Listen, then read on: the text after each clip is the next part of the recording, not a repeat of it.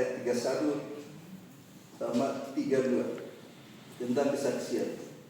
Jika aku memberi kesaksian mengenai diriku sendiri, kata Yohanes, maka kesaksianku itu tidaklah benar. Namun ada orang lain bersaksi mengenai diriku, dan aku tahu bahwa kesaksian yang sampaikan tentang diriku itu benar. Amin. Jadi sedikit tentang kesaksian. Saya ketemu banyak hamba Tuhan yang mereka bersaksi bukan untuk memuliakan Bapa, tetapi untuk aku ini. Boleh bersaksi, tapi jangan lupa nama Bapak seperti hadis ngomong, kalau aku bersaksi dari diri sendiri, dia nggak bohong. Kan kalau bersaksi kan ada dua seperti dua. Jadi orang lain bersaksi dari dia itu benar. Jadi kalau kita bersaksi tentang apa yang dalam, untuk muliakan nama Bapa Yahweh, bukan untuk kita. Kita tidak bisa apa-apa, karena hanya Bapa Yahweh yang memberi pertolongan, amin, memberi jalan keluar saat tiada jalan. Jadi tema malam ini pertolongan Bapa itu dahsyat. Jadi saya sekarang baru bersaksi. Beberapa tahun yang lalu tanah saya di Bandung Selatan, saya nggak usah sebut tempatnya, pakai nama istri saya,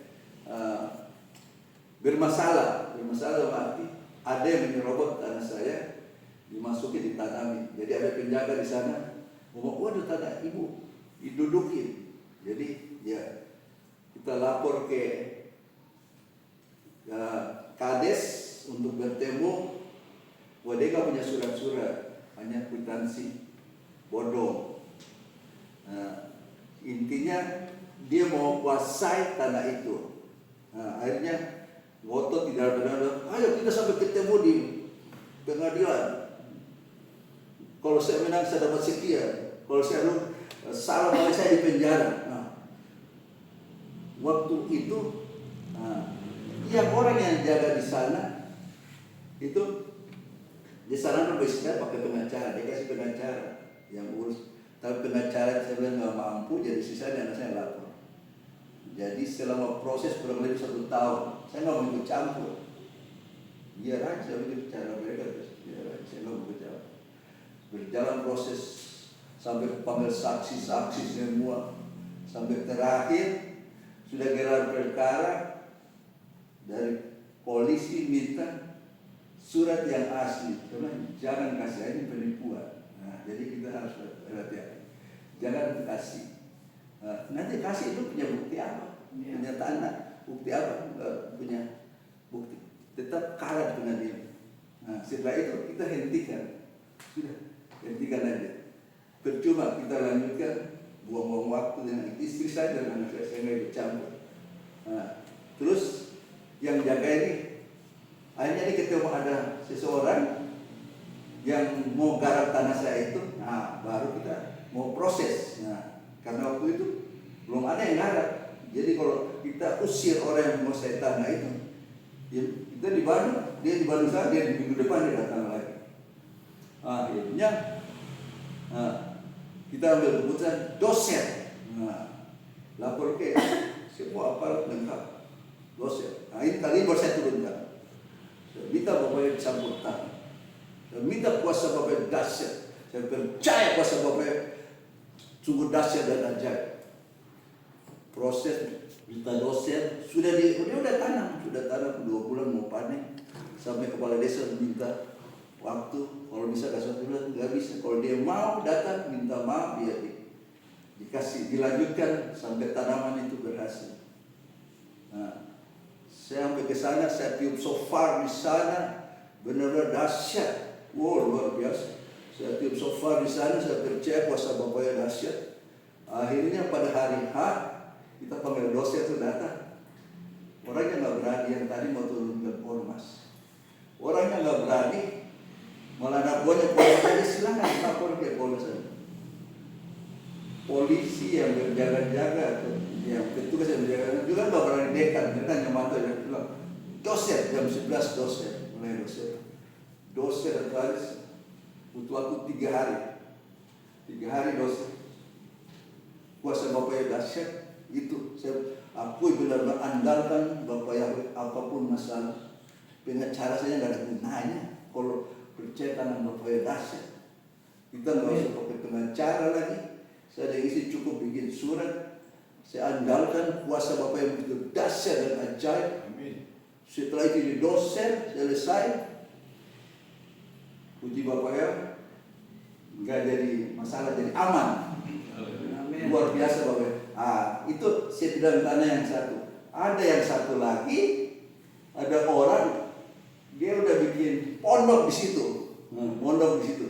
Saya datang, saya bilang saya kasih waktu jam 12, saudara tidak keluar dari tanah ini, saya dosen. Jadi jam 12, jam 2 saya kasih waktu jam 2. Dia udah tahu, dia udah kabur duluan. Saya kira dia kabur, dia mau cari bantuan apa?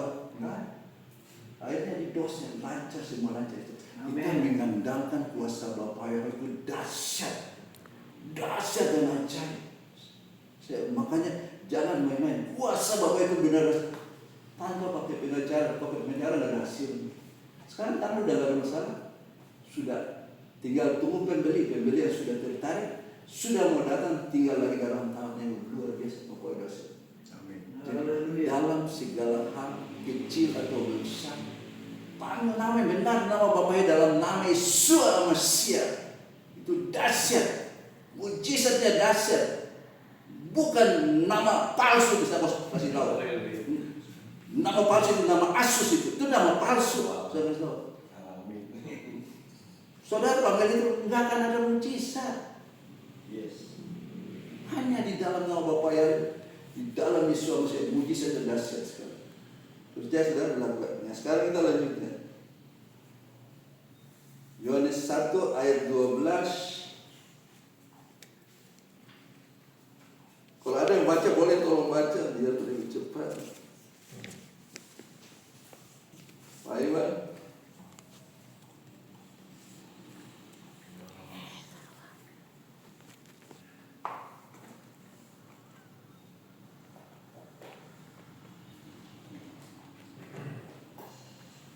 Yohanes 1 ayat 12.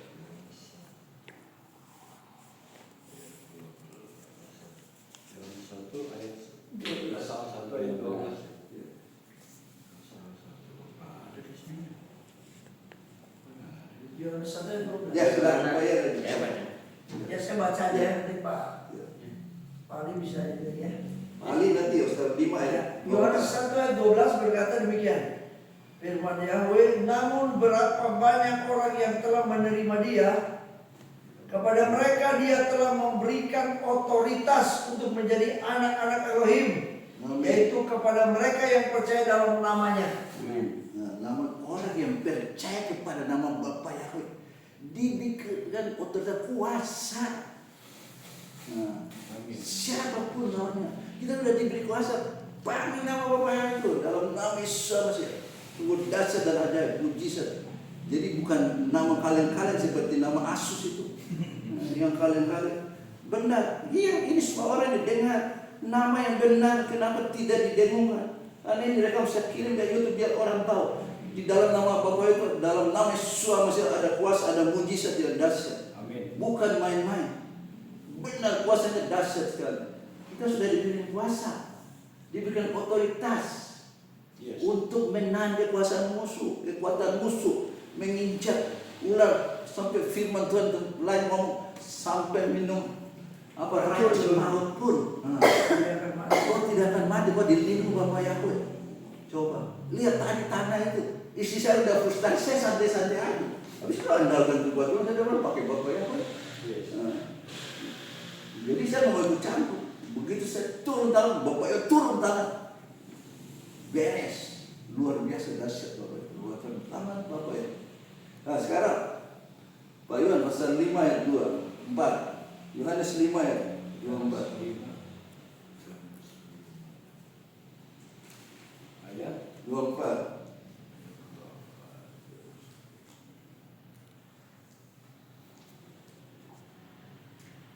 Sesungguh-sungguhnya aku berkata kepadamu, Siapa yang mendengarkan firman-Ku dan percaya kepada Dia yang telah mengutus Aku, ia memiliki hidup kekal dan tidak masuk ke dalam penghakiman, melainkan telah berpindah dari kematian kepada kehidupan.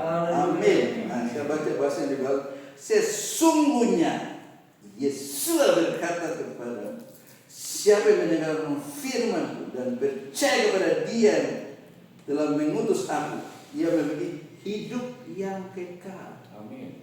Nah, kita memiliki hidup yang kekal dalam nama Yesus masih dengan nama yang benar ya, bukan nama yang kali-kali. Nama yang kali-kali tidak ada jaminan hidup yang kekal. Saya kasih tahu, nama yang kali-kali, nama Asus tidak ada jaminan hidup yang kekal. Nggak tahu mereka mau masuk surga yang mana, saya juga nggak tahu. Dan tidak masuk dalam penghukuman. Tidak masuk dalam penghukuman. Jadi percaya bahwa nama kita sudah terdaftar di samai. Amin.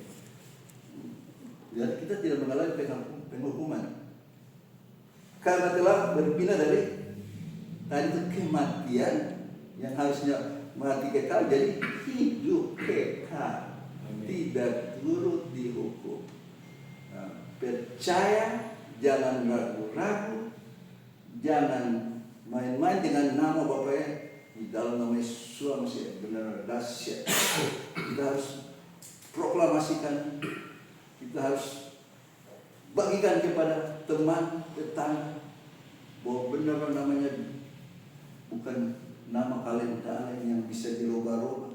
Coba saya tanya, nama saya dirubah aja. Sekarang Abraham, tanya pakai yang nama Ibrahim Abraham, masuk ke Amerika bisa nggak? Di paspor dikatakan nggak bisa. Nah, apalagi nama bapaknya diganti-ganti. Sekarang orang ganti-ganti. Ke bank aja, saya nama Abraham Harutanya diganti Abraham Harutanya, itu kan nama Ibrahim Abraham. Bisa ngambil uang di bank? Tidak. Tolak. Satu huruf saja. Tapi setan pintar. Dia gantinya Yesua sama J titik-titik pakai sus di belakang. Nah, dia pakai sus di belakang itu setan pintar merubah. Dan semua agama bilang kan boleh di kota ini pakai ini nama ini, boleh. Nah, kita coba sepupu kita nama saja nggak bisa berubah-ubah. Kok kita hanya orang Kristen yang nama Tuhannya bisa rubah-rubah, terus surganya juga rubah-rubah. Itu makanya mau ke surga yang mana? Surga itu hanya ada di dalam Bapa Yahweh, dalam nama Yesus. Jadi jangan ragu-ragu, tetap setia. Banyak goncangan yang sedang terjadi sampai saling gosok, saling gesek, supaya kita pakai nama yang salah. Contoh nama yang salah itu Hashem, nama itu Adonai. Nah, yang lebih kacau lagi nih, makanya saya tadi lagu yang tadi sengaja saya rubah liriknya Roh Kudus sekali. Di gereja-gereja Tuhan, lagu-lagu setan sudah susupi, ngerti kan? Sampai dipakai nama Tuhan. Nah, Tuhan mah banyak, agama apa Tuhan? Kenapa kita mau pakai nama yang beda, nama Yesus atau Yahweh? Kalau kita masih menyembah, katanya menyembah Bapak Yahweh, tapi pakai Tuhan, Tuhan yang mana? Terus ada nyanyi lah, Engkau Bapak Yahweh, kita kok tidak dihormati. Jadi namanya kita harus hormati, kita harus hargai, pakai nama yang benar. Dan ada mujizat. Benar loh, saya alami mujizat setiap hari. Nggak usah jauh-jauh, sakit aja, kepala pusing. Dulu pakai nama Asus, aduh doanya berhari-hari. Sekarang pakai dalam nama Bapak Yahweh, dalam nama suami saya tak keluar. Hitungan ini, oh iya benar. Nah, Sekarang masalahnya jemaatnya percayanya. Nah, ada sakit, serius Pak Yer, telepon Pak Yer, saya sakit diri Pak Yer. Thinking sendiri, nama itu berkuasa. Nama Islam, nama yang berkuasa, nama yang penuh kemenangan. Amin. Kenapa kita mesti ragu-ragu? Gitu. Artinya kita ikut Bapak Yahweh dan kita ragu-ragu. Nah, kunci rahasianya saya sudah punya. Yahweh itu angka Ibrani-nya, angka Ibrani itu 8. Yod, He, Waw, He. Yesua Masya. Yod, Waw, Sin, Ain. Sin Waw Ain, Yod Sin. Yod, Sin, Waw, Ain. Angka Ibrani itu 8. Roh Kodes juga 8. Terus mereka mau ganti yang mana? Nggak bisa, jadi kuncinya itu. Nah, kuncinya itu, namanya nggak bisa diganti. Jadi supaya Bapak sudah protek namanya. Nah, dia sudah lindungi namanya sampai setan roba-roba orang yang benar-benar berakar dalam Bapak tidak akan berpindah ke nama yang salah. Karena nama itu Yahweh adalah Yesus Hamasiah yang menyelamatkan. Tanpa itu kita tidak bisa diselamatkan. Nah, itu masalahnya. Dan setiap orang yang menerima nama Bapa ya sudah dikasih tanda tahu Ibrani. Ya, satu lagi ayat yang Ayub 42 ayat 2 dan 3 siapa bisa dapat. Wahyu 42 ayat 2 dan 3. Ayub Pak. Ayub 42 ayat 2 dan 3. Aku tahu bahwa engkau sanggup melakukan segala sesuatu dan tidak ada rencanamu yang gagal. Amin. Firman-Mu, siapakah dia yang menyelubungi keputusan tanpa pengetahuan? Amin. Itulah sebabnya tanpa pengertian aku telah bercerita tentang hal-hal yang sangat ajaib bagiku dan tidak ku ketahui. Amin. Nah, firman Bapa Yahweh, Ayub baru mengakui, aku tahu bahwa engkau satu-satunya Yahweh. Dia baru mengakui setelah dia mengalami penderitaan yang cukup lama, yang diakui nama itu nama penuh dengan mujizat. Nah, Yohanes 7 ayat 37 sampai 39.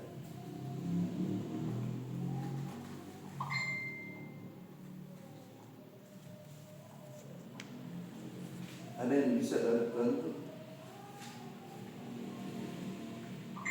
Yohanes 7 ayat 39. Ayat 37 sampai 39. 37 sampai 39. Dan pada hari terakhir dalam megahnya perayaan itu, Yesus berdiri dan berseru sambil berkata, "Jika seseorang merasa haus, biarlah dia datang kepadaku dan minum.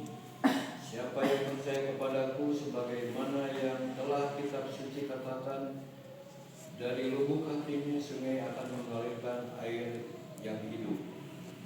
Nah, saya baca ulangi, pada hari terakhir perayaan itu ketika suasana mencapai puncaknya, Yesus berdiri dan berseru, "Siapa yang merasa haus, biarlah ia datang kepada Yesus dan minum. Siapa yang percaya kepadaku, sebagaimana yang dikatakan kitab suci, dari lubuk hatinya akan mengalir sungai-sungai air kehidupan."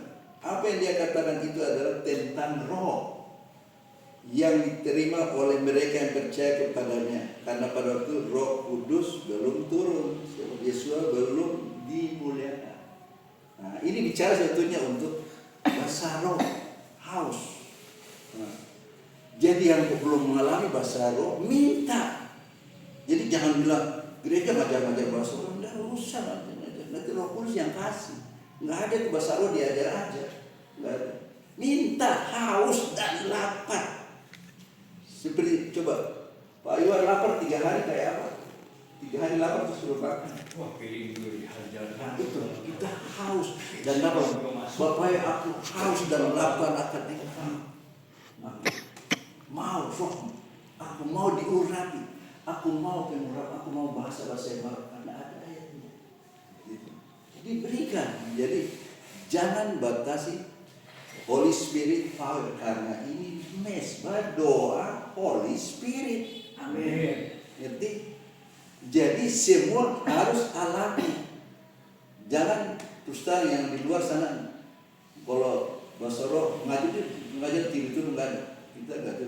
Keluar sendiri. Jadi murni. Saya kasih tahu kuncinya itu. Akui dosa, minta ampun, haus dan lalu Bapak, aku mau dipenuhi dengan Roh Kudus. Aku mau berbahasa yang baru. Nanti keluar sendiri. Dan itu bang tanah nanti keluar sendiri, nggak diajar-ajarin. Nah yang diajar itu sama. Makanya dibilang bahasa roh itu sesat. Nah, bahasa roh sesat kenapa? Untuk gereja-gereja kasus saya kasih tahu. Kenapa mereka tidak sesat? Karena mereka tidak mengakui Bapa, Yesus, Masih Roh Kudus. Itu ada satu. Nah, jadi bahasa rohnya dari mana? Kalau kita mengenal Bapa Yahweh dalam nama Yesus Kristus, satu.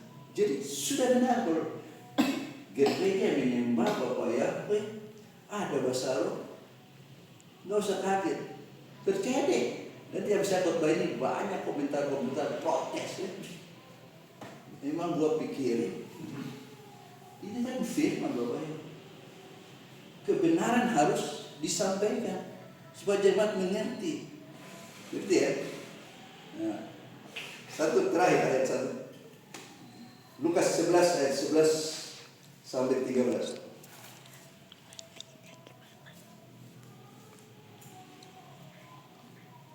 Ya, ada yang bisa dapat Ya, Lukas 11 ayat 11 berkata firman ada para Elohim, dan ayah manakah di antara kamu jika anak meminta roti, akankah dia memberi kepadanya batu? Dan jika seekor ikan, akankah dia memberi kepadanya seekor ular pengganti ikan? 13. Jadi jika kamu yang jahat saja tahu memberi pemberian yang baik kepada anak-anakmu, betapa lebih lagi Bapa yang dari surga, yaitu Bapa Yahweh, Dia akan memberikan Roh Kudus kepada mereka yang meminta kepadanya. Amin. Jadi ayatnya jelas ya. Nah, jadi ayatnya jelas ya. Ayatnya jelas. Saya ulangi baca. Ayah manakah di antara kamu jika anaknya meminta roti, ia memberikan batu? Ada? Anaknya minta roti dikasih batu enggak? Nah, enggak ada kan? Nah. Atau jika anaknya minta ikan, ia memberikannya ular sebagai ganti ikan. Itu berarti ayahnya. Nah. Atau jika anakmu minta telur, ia memberikannya kalajengking. Nah, tidak ada. Bapak kita, baik kita minta Roh Kudus dikasih. Jadi jika kamu yang jahat saja tahu memberikan pemberian yang baik kepada anak-anakmu, apalagi Bapamu yang di surga, Dia akan memberikan Roh Kudus kepada mereka yang meminta kepadanya. Dia akan memberikan bahasa roh, Roh Kudus, bahasa yang baru. Langsung saudara terima. Jadi minta, haus dan lapar. Pertama dulu akui dosa, minta ampun, Bapak, saya mau terima bahasa roh, bahasa lidah. Bapak Yahweh akan memberikan. Jadi jangan ada perbantahan lagi. Firman ini sudah jelas. Kalau kita di dalam Bapak Yahweh, kita minta haus dan lapar diberikan. Bahkan sampai 9 karunia itu. Masalahnya kita selama ini batasi kuasa Bapak Yahweh. Jelas ya? Jadi sebentar kita pengurapan cuma harus alami. Kalau nggak alami sekarang nanti di rumah tidak ada paksa, terima urapan dari Bapak Yahweh berkati. Haleluya. Amin.